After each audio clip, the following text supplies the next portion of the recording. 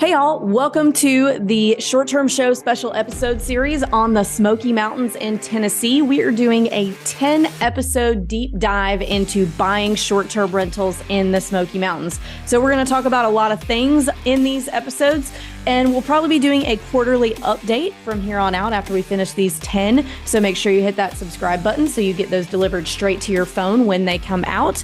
We do have some supplemental materials for you in addition to the content on this podcast. So any information that you need on current property pricing, you can find on our website at theshorttermshop.com. And we also have, courtesy of our friends over at AirDNA, current AirDNA data for this market on our website as well. So you can check that out on theshorttermshop.com. And if you guys are interested in buying a property in the Smoky Mountains with a short-term shop agent, you can email us at agents@theshorttermshop.com. Or if you just want to learn more about buying short-term rentals in this market, you can join our Facebook group. We've created a 50,000 person community on Facebook all about investing in short-term rentals. You can join that. It's the same title as my book. It's called Short-Term Rental, Long-Term Wealth. See you guys over there. Hey guys, welcome back to the Short-Term Show special episode, Smokies edition. Today we're talking about pricing and calendar in this market specifically. We have three experts. We have first Julie McCoy. Julie, if you want to introduce yourself. Hey everybody, I'm Julie McCoy. I'm one of the agents on the short-term shop in the Smokies, and I own 7 vacation rentals in the Smokies, and have been doing this for a while now. Awesome. Next, we have Derek Tellier. Derek, you want to introduce yourself really quick? Absolutely. Derek, over in the Smokies, agent as well. Been around the short-term shop since Julie was in before me, but since very early stages of the short-term shop. But my friendship and relationship with Luke and Avery goes back way before that. Hence the rock and roll T-shirts, because that's where our lives all started. Mm-hmm. I have got 11 active short-term rentals in the Smokies. One more that's in the process of a major remodel right now, and I like to play and experiment. So I'm always learning new stuff about pricing and calendars. So this is going to be exciting for me regardless. And the man who needs no introduction, Mr. Luke Carl. Well, I tell you, Avery, it's great to be here. I'm fired up. I'm having a great day. It's a beautiful day here in sunny Florida. But a big giant piece of my heart is in East Tennessee. I love it very much. So I appreciate you for having me on this call. I do own 5 cabins in the Smoky Mountains on the Tennessee side, and one of those is the longest running Airbnb in the Smoky Mountains, because Avery and I were doing this back before anybody ever heard of it, on Airbnb anyway. Not necessarily the entire concept, obviously. Yeah, I was going to say there have been cabins up there being rented since before you were born. And Julie likes to tell me I'm wrong, so yes, I'm happy to be here. Thanks for having me. Okay, so we're talking all things pricing and calendars. Do you guys think, as the experts, that it would be better for us to start with general pricing or start with calendars first and move into pricing? I'm thinking calendars first. Yeah, because I think discussing the seasonality of any market is going to be relevant to how you're pricing. Very, very good point. All right. So what is the seasonality of the Smokies? Let's start there. When's high season? Are there any dips throughout the year that people might not be aware of that might come as a surprise? Let's talk about that first. I mean, yeah, in short, I think every vacation market is seasonal to some degree. One of the reasons why I wanted to invest in the Smokies is because it has less seasonality than a lot of markets. So it felt very consistent, but there still is ebbs and flows. Just looking at the calendar year, going in January, February is low season in the Tennessee Smokies. It's, you're past the holidays. The weather just is kind of nasty. It's just cold and rainy for the most part. And so that's our low season, and the opportunity that we get to go in and like make any repairs and kind of get, rest and recover from the rest of the year. March, when things start warming up, spring breaks start happening, really starts to pick up there. Peaks in the summer, June through, August till school starts. And then you get a bit of a lull. And October is another high season when we have the leaves turning, the colors rolls right into the holidays, and you finish the year strong. So that's kind of a broad overview, but yeah, I'll let Derek and Luke talk about some of the nuances within that. Yeah, to dig in a little bit, one thing with the off season, January, February, Dollywood is closed in January and February. The entire park is. They close like after the first week of January. So that, slows things down. And the park itself can get closed down because of weather. We don't have really bad winters here, but it's unpredictable, and we can get snow at any point between December and February. And when it does, it pretty well shuts everything down because we're just not prepared for it because it doesn't happen often enough. So that's definitely a slow season. That being said, there's still people coming here. So there is still, it's not like it drops to zero. May typically slows down a little bit. You get spring break through March and April, and then May's kind of a little bit of a hangover because school's wrapping up, people are finishing up. So you get a little bit of a downturn in May compared to April, and certainly June spikes up. And then September, same type of thing with Labor Day. People go back to school. It kind of dips a little bit before the leaves start to change, and then you get that fall season. And even, I'll let Luke get into, the holidays more, but even through those November, December, you can make, you can do phenomenal in those months, but your occupancy may not be crazy in November and December because there's going to be weeks in there where there's just nobody coming. Well, yeah, I mean, if I'm taking the holidays, then it gets a little weird. Like the first 3 weeks of November are going to be slow. First 3 weeks of December are going to be kind of slow. You can get them booked. You can absolutely get them booked. You got to work on them further in advance than normal. As everybody knows, well, you should know 90% of all, according to Airbnb, 90% of all vacations are booked 30 days in advance or less. So when it comes to a time like 1st of November, 1st of December, that is more difficult to book, then I would recommend trying to get those booked more than 30 days in advance out, like doing a little work, meaning like moving a couple of things around in your description or your headline or using some kind of catchphrases that are season specific, that kind of thing. And then November, the cool thing about those is, November, December, you get Thanksgiving and Christmas, which are massive.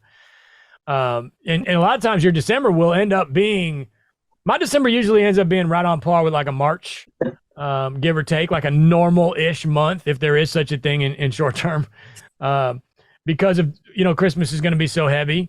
And maybe you could put a longer minimum night stay on your Christmas, and Christmas is a sweet spot. We could do a whole hour on just Christmas and when and how to book it.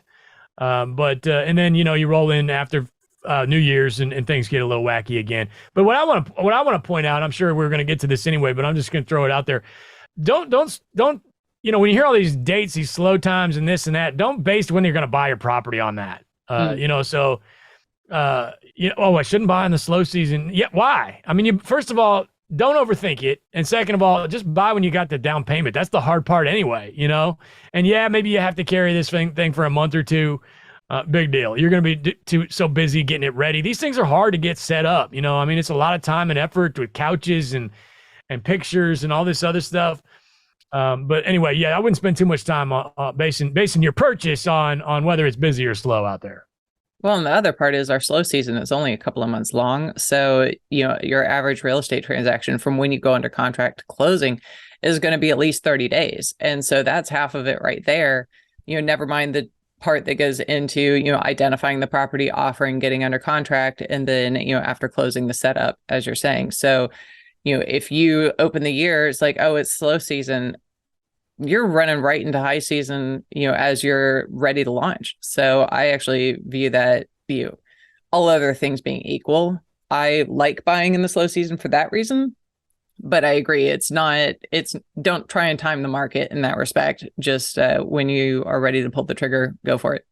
And to take that a step further, after you close, your first mortgage payment isn't due until the first full month that you own it. So that's even a little bit longer time depending on what part of the month you close. Sorry, Derek, I didn't mean to cut you off. No, that's fine. Good point. Very good point. I'll just put a bow on it and say, one of my earliest mentors in real estate said, every day is a good day to buy real estate. It's just buy a good deal. I don't care if it's January, February, June, July. I'm not basing my purchases on the season. I'm always looking, and if I got a good deal in front of me, I'm buying it. I don't care what date it is. So yeah, for sure. Put a nail on that one. Done. All right. So let's talk about our actual calendars on our on our property management software. So how far in advance do you open your calendar and make it available, your property available for booking? 12 months. Yeah, I have played with this. I have gone back and forth. It's because I listened to Luke and he changed his mind every 6 months or so. But I have gone back and forth. I have done 3 months. I have done 6 months. I have done like 4 months just to be weird. I just recently went back to 12 months. I'm keeping it simpler. I'm going 12 months. My pricing is, we'll get into pricing. My pricing is set to make sure that we have bumps later on, but I am at 12 months now on almost all my calendars. I'm trying to keep it simple, and I don't see any reason not to if you have things set up appropriately otherwise. Yeah, see, my answer to this is there is no wrong answer on this. 12 months, absolutely. You're both right. One thing to note in my experience, make sure whatever you're choosing on both platforms, you keep it the same. There have been times where I'm like, man, I wish I could do 3 months out on my Airbnb and 6 months out on my Vrbo, because Vrbo guests, again, I don't want to start this conversation, but Vrbo guests tend to be a little on the older side, maybe do a little more planning ahead, so it would be nice maybe to, if you really want to get in the weeds, that might be, but it doesn't work like that. Unfortunately, it will screw up your calendars if you do that. Now, what I do is I would call it a custom calendar. So I go on Airbnb and Vrbo and I click. So you got, 3, 6, 9, 12 months in the future. I click all future dates, which is an Airbnb term. It's got a different name on Vrbo, although same meaning and very similar, but slightly different name. I can't remember what it is off the top of my head. But and then what I'll do is that allows me to what happens if you do that is it no longer rolls off a day in the future, right? So if you have a 12-month or a 6-month, let's say you have a 6-month, which for right now would be just after the 4th of July. We're recording this in February. So the 15th of July, today's Valentine's Day, happy Valentine's, will become available tomorrow, right? And then the 16th the next day, and then the 17th. I don't like that because I'll get caught off guard, caught with my pants down, if you will, and 2 weeks have gone by, and then next thing you know, a big holiday rolled open. There's other ways to fix that, though. So this is why I'm saying Julie and Derek are not wrong. You could do a season on Price Labs for whatever, 4th of July. Let's say it's a big major holiday getting ready to roll out. You can do a season on Price Labs that will recur every year based on whatever dates you want it to. And you can put whatever price you want it to for those dates. So when those dates become available, they're automatically bumped up to whatever you want them to be. You can do it that way too. But I do like the custom thing. Like I said, right now I'm currently available until Thanksgiving. As a matter of fact, I'm open until the first 2 weeks or 3 weeks of November, and then I'm blocked as of right now. I change it all the time, as Derek said. Well, and the way that I deal with that sort of thing, because okay, it's the day after Christmas. You don't necessarily want someone booking next year's Christmas, especially if you don't have your rates set the way you want. But and we're going to get into Price Labs and stuff like that in more detail, I'm sure. But Price Labs has a feature where you can say, all right, Price Labs is going to look at what they think the pricing should be looking into the future, but you can go in and say, all right, any dates that are more than whatever number of days, whether that, they call it like far out pricing and like very far out pricing. You tell it, like, if it's more than 180 days in the future, then I want you to raise the rate that you think it should be by X amount of dollars or X percent. And so I've got mine set that way, and you can do this in different levels. So I've got it set. So if it's more than 180 days in the future, it's got something like a 50% premium on it. If someone wants to book my Christmas next year that badly that they're going to pay 1.5 times the rate that Price Labs thinks it should be, and Price Labs knows that's a holiday, be my guest. That sounds great. I've had that happen once or twice before, paid a sky high rate, and and they were no trouble. I have no problem with that. Well, before we get too far in the weeds on Price Labs, let's talk about the importance of using a pricing tool such as Price Labs versus pricing manually. Who wants to tackle that? Because it's a big one. Well, I mean, I'll lead it in that if you're sitting at a base price, you are leaving so much money on the table. It's not even funny. And as agents, we see this all the time with properties that our buyers are buying, and even list agents will tell us. I'm working with a client right now where the comment was where, she's not making much money. She has it priced at like $150 a night across the board. There is seasonality. There are going to be weekends. There are going to be dates. There are going to be times that people will pay more. Obviously, holidays. There is stuff that goes on that you don't even think of. The Smokies has Rod Run in the spring. They have another, car show. They have several car shows throughout the year, another one in the fall. As the typical person, even somebody that lives here, I don't remember when those dates are. But guess what? Price Labs does. And they know because they look at the history, they can see it. It's actually, I'm surprised sometimes when I see it jacking up my rates for certain weekends, and I don't even realize why. I've got properties over in Townsend, just the other side of the foothills, and I saw a weekend that was all jacked up, super high rates. Turns out there's a Jeep invasion there that weekend. I didn't even know it was coming. So you are going to leave money on the table if you're not using dynamic software. Well, I want to say when I first started using dynamic software, I was very concerned that it was pricing too high. I would look at the rates that it was charging or suggesting, and I was like, no one's going to pay that. And yet I was wrong.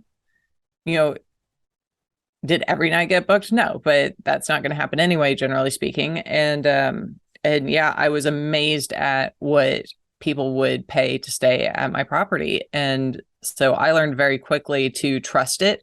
It's not infallible. Like, you still have to pay attention to it. But man, I mean, that's probably the biggest revenue driver that I've done. And it's so simple and so inexpensive. So absolutely worth it. It's going to be a little scary at first, probably. You're going to look at it and be like, there's no way that's going to book. Keep an eye on it. You will be surprised. And yeah, once it kind of gets past a certain comfort level, then you can always override it and adjust it. But I really recommend giving it a shot and seeing what it can do. And it's gonna change your expectation and understanding of what people will pay in your market. You're going to use Price Labs. Simple as that. There's 8 million podcasts out there on this. And of course, they have their own YouTube channel and everything. There's Wheelhouse, Beyond Pricing, etc. Every single person I know in the business uses Price Labs. It'll definitely make your life easier. All right. Yeah, thanks, guys. And never underestimate what somebody's willing to pay. Yes. Yeah, definitely. No discounts. No discounts ever. All right. So we talked about opening your calendar and what general rules are surrounding that. Really, we kind of found that there really aren't any rules.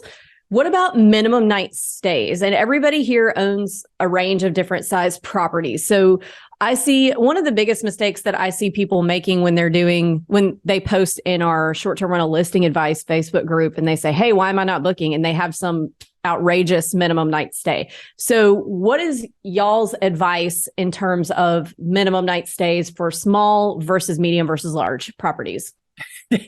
I think, part of it's market specific. We're talking about the Smokies, and you kind of want to understand the vacation pattern here. So there are people that will come and stay for a week, but for the most part, you're looking at stays of 3 and 4 days long. And that is pretty across the board. So if you are limiting yourself to like, oh, it's got to be like a Saturday to Saturday check-in, like you might see it in a beach market, you're really creating an obstacle for yourself that's not necessary. Now, there's the other side of the fence where it's like, oh, well, you can just book a one-night stay. That can be problematic for other reasons. As a single night stay, especially at a larger property, is going to, create a scenario that's more inviting to parties and other situations you may not want to mess with. With a small property, if you got like a little 1-bedroom, a one-night stay might be fine. You'd want to make sure your cleaners are cool with that, but you can do that. And I've done that before without having any issues.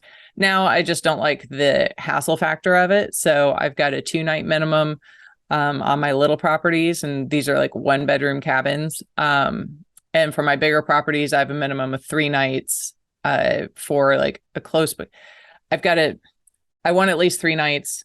If it's within the next 2 weeks, I'll probably cut it down to a 2-night minimum.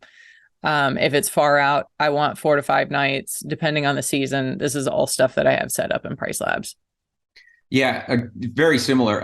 My smaller stuff, I have 2-night minimum as it gets. And again, it's seasonality, and there's really no necessarily wrong answer, I don't think. But I don't do 1 night on anything unless it happens to be an orphan night or we're coming into a situation where it's last minute and then I might open it up. But generally I'm looking for at least 2 nights, anything 1 and 2 bedroom for sure. 3 bedrooms depends on my 3 bedrooms. I've got some small 3 bedrooms. I've got some larger 3 bedrooms. So my smaller 3 bedrooms, I kind of run just like a 1 and a 2 because they only sleep 6 probably.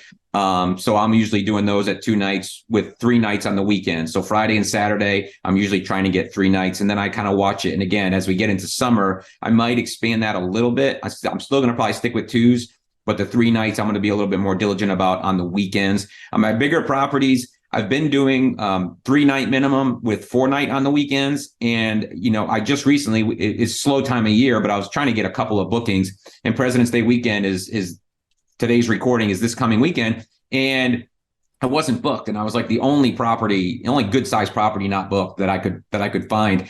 And I had it set up with Friday and Saturday as 4-night minimums. I dropped it to 3-night minimum, and within 24 hours, I had a booking for the weekend. So you got to recognize that, a weekend travel like that, someone's going to come in on Friday, stay till Monday on a holiday weekend. 4-night may sound good. You think you're going to get maximum, but the reality is people aren't even seeing it because they're looking for Friday to Monday. So I'm sticking closer to 3 nights unless I'm about 5 or 6 months out. Then I'm looking at 4 or 5 nights again, because same thing back to the holiday stuff. If you want to book it that far in advance, you're going to pay a premium and you're going to lock in for a longer stay, because I'd rather you not book it that far in advance. Mm-hmm. Luke, do you have anything to add to that? No, they're crushing it. Okay, so let's talk about the ins and outs of Price Labs, not necessarily in a like how to use it sense, but using it tailored to this market. So I know there's minimums, there's maximums, there's all kinds of little settings you can do. What are the tips and tricks that are specific to the Smokies that you guys use and recommend the most? I don't know that there's anything specific, for any market. I'm in how many markets, and it's the same thing everywhere. It's enemy method all the time. For me personally, if I don't know what to price my property, and that's usually only when I'm new to a market, I just sit there and spend a couple hours, over a period of a week, maybe, it doesn't even have to be all at the same time, studying my enemies. People get obsessed, I think, a little bit too. By the way, if you're not familiar, we shouldn't assume anybody knows enemymethod.com. It's basically just studying your competition, but watch Avery's video on that, enemymethod.com, right? So I think people get a little too obsessed with not being able to find the perfect enemy. When, in my opinion, somebody that's not perfect could be even more perfect than the perfect enemy, right? Just go find somebody who's good at it, that's within a certain range of your house. And if you can't, if you're going into a small area, a small little market like Cape Sandblast, I'm dealing with a cleaner locked out at my house right now. Anyway, so like a little town, a little area like that, there might not be any competition, which is great, but it's scary. If you're brand new going into a smaller market like that, and you're like, oh, because it gives you warm fuzzies to see that your neighbors are doing well. Oh, if they're doing this, I can probably do a little better. This guy's, he's got terrible pictures. He's only got 14 pictures, and the kitchen sinks are Formica and all this stuff. I can, you get a little bit of a confidence boost seeing that somebody like that is doing well. So, find your enemy doesn't have to be like, oh, this is the guy, I'm going to go to battle with him every day and take him down. It's not a freaking video game, but you just go around and you find people and see what they're doing. It's exactly like long-term rentals on Zillow. Okay, I got this 3-2 over here in this school district. Let me go see if there's anything for rent over there. How much can I get? It's not as broad of a range in long-term. You can usually get a pretty decent idea just by guessing. And then you go and reassure yourself on Zillow. Same thing here with the enemy method, except for there's a whole lot more stuff out there to examine. And that's pretty much how I do it. Everybody's looking for some secret sauce with all these data websites and all this stuff. Maybe I'm old. Maybe it's my gray hair coming through. I just go look at what my neighbors are doing, and I figure out how I can do it better than them and how much I can charge by doing better than them. Well, and here's what's great about short-term rentals, right? Here's the you're watching this, you're obviously in short-term rentals, but here's the obligatory plug about why short-term rentals are so fantastic is you can change it every day. You can change it. You can try some stuff and it doesn't book. You go in and you change it. Long-term rentals, you get somebody, they sign a lease, you're locked into them probably for 12 months. Short-term rentals, if your pricing's not working today, you drop it tomorrow. You can raise it back up the next day. You can constantly play around with it. There is and again, just like Luke said, it's the same for every market. I don't think there's nuances. I think every individual is going to play around a little bit different. I think it has more to do with what helps you sleep at night. But yeah, I go in, I do far out pricing. We've talked about that. You can have aggressive pricing so that if you're not booked and it's getting closer, Price Labs will automatically, raise or lower your prices. If you have orphan nights, there's so many different little things you can get in there, and you can get in the weeds and spend hours upon hours in there. And I'm sure there's people out there doing that and they're absolutely killing it. But you can also just hit the high levels, get a nice consistent system going. If you're going to do the same basics for your entire properties in Price Labs, you can do a full calendar, all your listings, adjustments so that all these terms happen on everything. And then if you have one or two properties that are anomalies, you can go in and override that on the individual listings. I don't have it in front of me, so I don't want to get into all the details. There's just tons of them. Get in there and play with them. See what works for you. Well, that's one of the things I really like about Price Labs is because it's so customizable, but it doesn't require you to be in every nook and cranny to make it work the way it's supposed to. So it's really about like your comfort level, the amount of time that you want to spend with it. Get the basics down for sure. You really need to understand that. But beyond that, you can leave it as is, or you can go in and tweak to your heart's content. So if you like playing with numbers and metrics and things like that, you're going to be in heaven. If that's not your thing, that's okay. It can still do a great job for you. Yeah, Price Labs thing is an easy button, but Price Labs is the closest thing because you can just put it in there and it'll do okay for you. But you're gonna have to get in there and play around and tweak it and just really get to know it, because there are just so many little things that you can do. There's stuff in there that I probably don't even realize I can do because I just haven't dug as deep as some others can and would. So if you're gonna get in there and play with it though. The Price Labs is a race car, but without a driver, it'll go straight into the wall, right? So you do need to get in there a little bit. You just need to, you can put it on cruise control if you want to. You're probably not going to get the same results as if you're in there doing double pedals with your, braking with your left foot and stuff like that. But car analogies, I don't know where that came from, but and this is starting to sound like a Price Labs commercial, and I do apologize, and I do want to mention that none of us here have ever gotten any kind of kickback or referral fee or anything from Price Labs. It really is. If you're going to be in this business, you're going to use it. And every now and then I'll see on a Facebook group where somebody's like, Price Labs is stupid or something like that. And I'm just like, what? Like, I mean, what rock do you live under? I mean, so yeah, you're going to use it. Long story short. Oh, and then this was my point. Avery mentioned about the market. Now, here's the deal with the Smokies. This is something that we should mention. There are a million things going on in the Smokies all the time. I mean, it's overwhelming. Like, and especially if you're brand new and you get into this market and you're like, oh my God, Jeep invasion. Oh my God, there's another Jeep invasion. And then the rod run and then this and that and weddings and this and the Cal Ripken baseball season and all this stuff.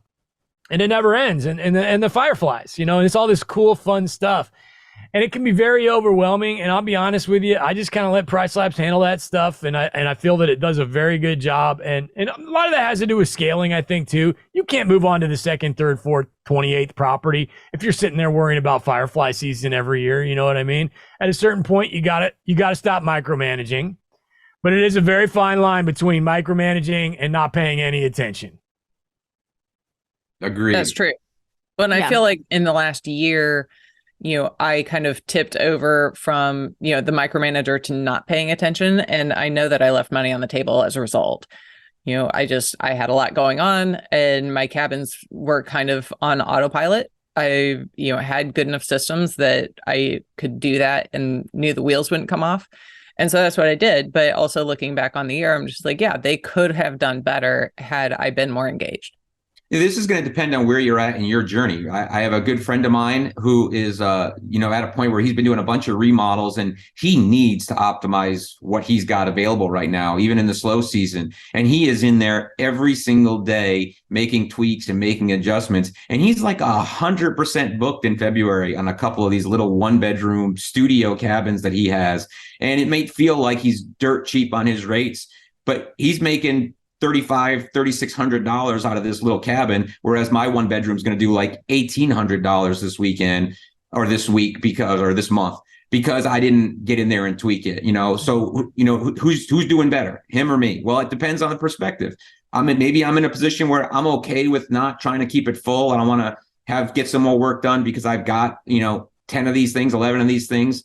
But you got to get in there and tweak and play with it. And if you're needing to keep those things full, then you're going to spend a lot of time. If you've got one or two, you definitely should be spending a lot of time in there playing with it and tweaking it. There is no true cruise control. But if you've got 10 or 12, you may not be as worried about it, but you are leaving money on the table. Absolutely. I know I'm leaving money on the table. I'm just willing to accept that for now until I can, figure out the system that's going to improve on it. Well, and I think he's a great example of someone who's really using the enemy method and doing a lot of just like manual A/B testing to like, all right, so I'm going to change this lead photo. What does that do to my ranking on Airbnb? And like, he spends a lot of time doing those things to really try and optimize. It's like, what happens if I, lower my cleaning rate what if I drop it by 25% or whatever? And just like lots of tweaks like that. And just like, but really not just doing it and seeing what happens in the kind of abstract sense, but just like, okay, now I'm going to go in my other browser window and see, did that increase my ranking? And so it's, that's very time consuming. That's very tedious, but he's really doing a great job of putting that to work and it's paying off for him. I love to pick his brain about it. I'm like, wait, you did what? What photo did the best? Why do you think that is? I would love to know if you guys can remember, because you can always remember everything until somebody asks you about that specific thing and then you can't. What is the biggest pricing mistake you've ever made? Going live and forgetting to raise Christmas, whatever the upcoming holiday, it happens to everybody. But you go live and Christmas is 2 weeks from now or whatever. Right? Let's say you go live now and 4th of July is coming in 4 or 5 months, and you forget about it or you don't even think about it. And next thing you know, somebody books 4th of July, your $2 million beach house for $150 a night. It's super common. I'm going to go the other end of that spectrum. My biggest mistake is pricing too high, and not getting booked and not necessarily realizing, and then realizing it too late. That it's, I had 10 active listings last year, and I knew one of my cabins wasn't doing as well as it should. I just knew the calendar wasn't staying full, and it was a conversation between Luke and I that actually went in there and looked at it, and I realized how bad it was. And it was because I was priced too high. I wasn't paying attention, and I gave up so much revenue last year on that cabin because I forgot about it. And as soon as I started playing with the pricing and getting it down to where it needed to be and using the enemy method and recognizing where I was, I started getting bookings, and I made up a lot of ground that last quarter of the year. But so, yeah, don't price too high. Find that happy medium, especially when you're new to a market or you're new to an area, in the Smokies especially. Drop the pricing, put some safeties in place, but pay attention, because a month or two will go by in your life and you'll realize you had 0 bookings and you can't make that up. It's gone. The time is gone. And when you're trying to book very last minute, you will have to be dirt cheap, especially this time of year. So back to Luke's thing, when you have someone accidentally book when you forgot to raise the prices, I see this a lot. I see this question a lot in our Facebook groups. Do you go back to the guest and say, hey, I'm so sorry, I accidentally didn't have this? You do. You go back and you try to get your money back? I don't tell Airbnb because they'll remove me in the middle of the night, but I have told people that I was actually probably going to be selling this house and they wouldn't be able to stay there anyway. So please go ahead and cancel. Things like that. But yeah, that's the last resort. Don't do that. But yeah, you beg and plead with them.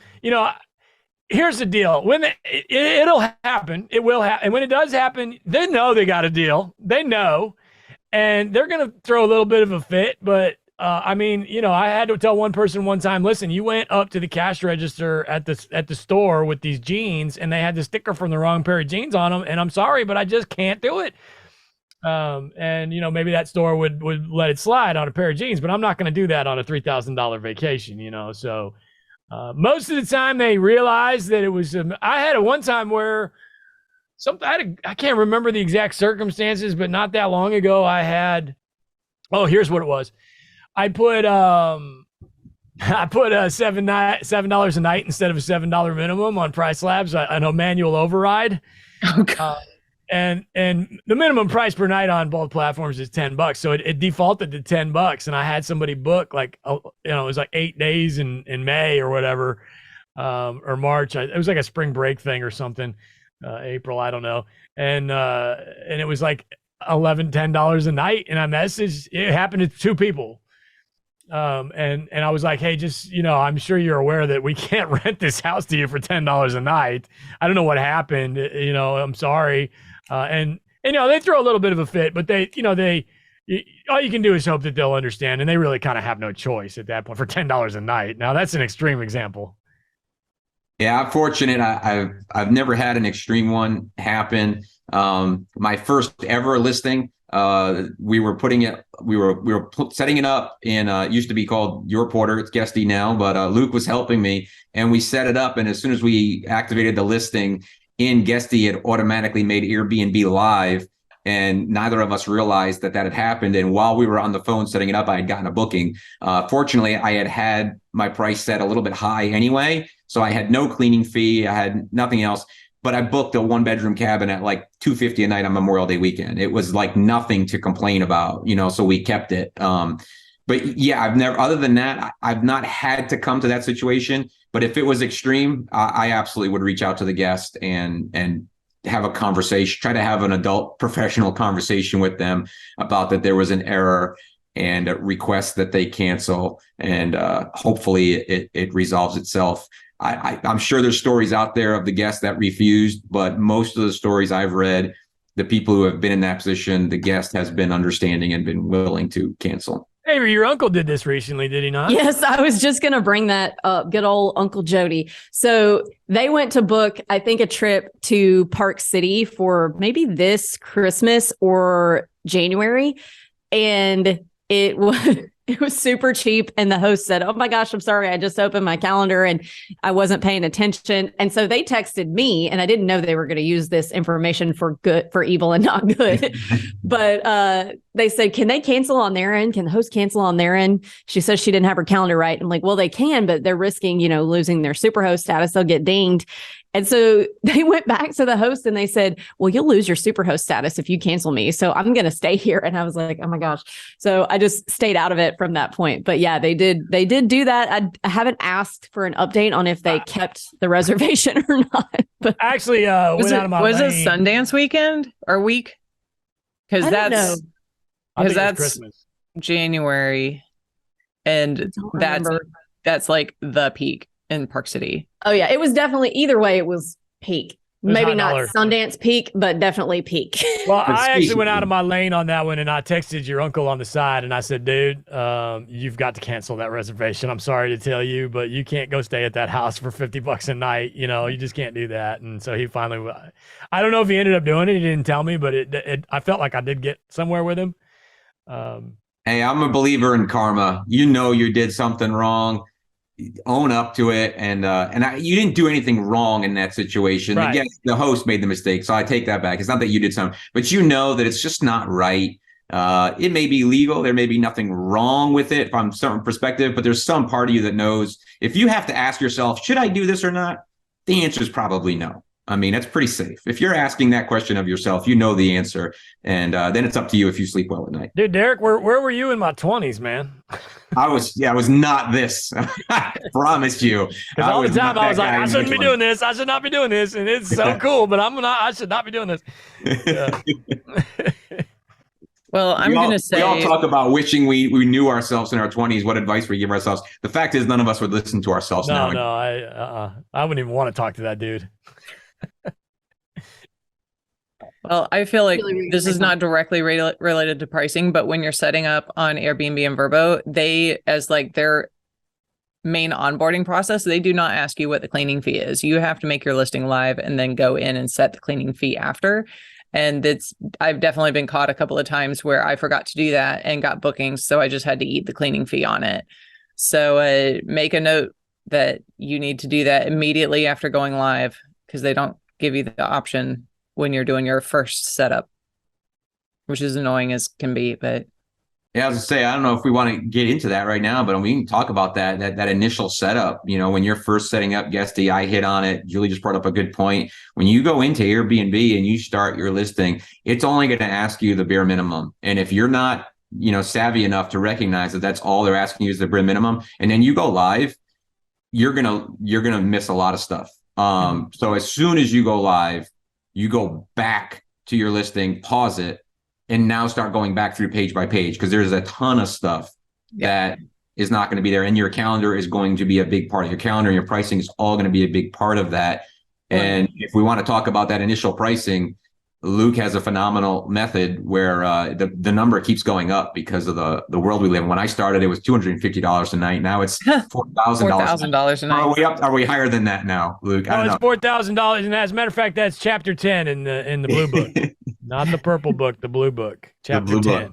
So when you're setting it up, do that. That's your default to protect you a little bit, and then spend time. Again, calendars and pricing. Spend time when you first set up, get it active, and then pause it and go in there and spend some time and really dig in. You're not going to make your listing active in an hour.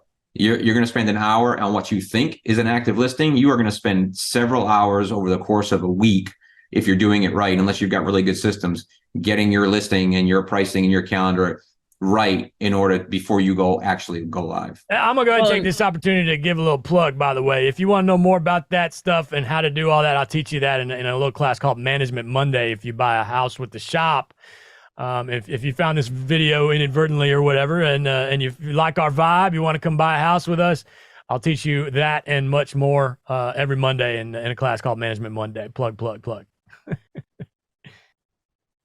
Sorry. Awesome. So do we have any more points we want to make that we feel like, maybe some common mistakes or tips or anything that we want to hit before we wrap up that we haven't talked about already?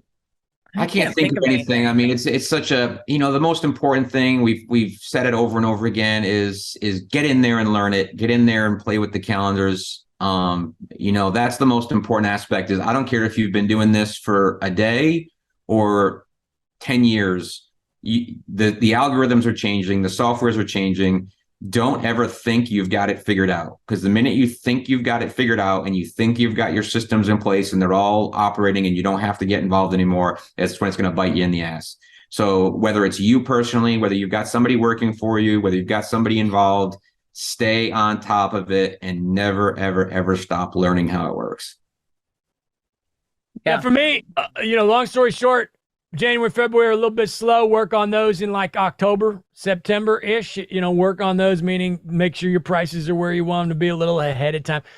Fewer people coming in January and February, so you want to be the first to scoop them up. I think the 30 to 45 day in advance things out the window for these slow seasons. May's a little slow.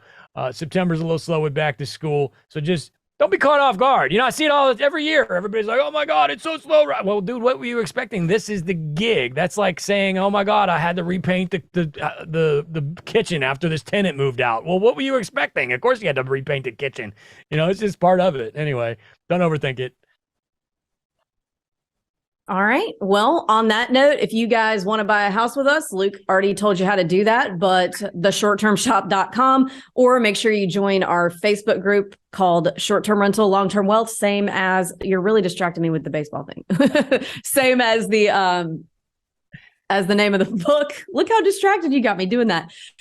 Short-Term Rental, Long-Term Wealth is the name of our Facebook group if you want to learn more.